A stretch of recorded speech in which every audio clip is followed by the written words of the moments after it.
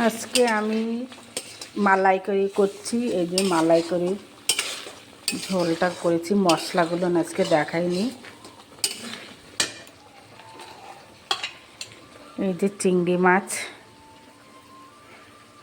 মাছের মালাইকারি এখন আমি দিয়ে দিচ্ছি।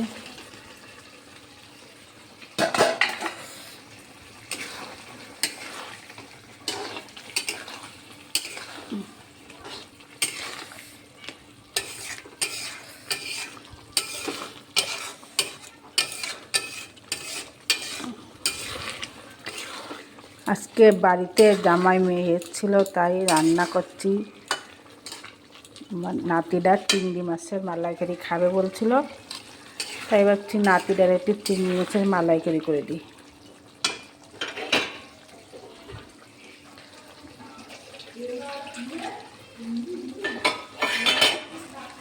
রান্না করেছি ট্যাংরা মাছ দিয়ে পেঁয়াজের কালি দিয়ে তরকারি করেছি।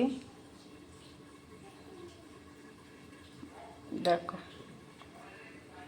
এটা রান্না আগেই হয়ে গেছে, তাই এটা রান্নার সময় ভিডিও করতে পারিনি, তাই তোমাদের সঙ্গে এখন শেয়ার করছি। এটা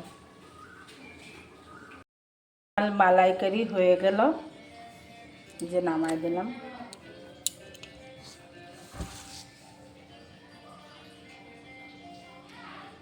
মালাইকারিটা হয়ে গেল, নামাই দিলাম। পরে খাবারটা দেখাবো।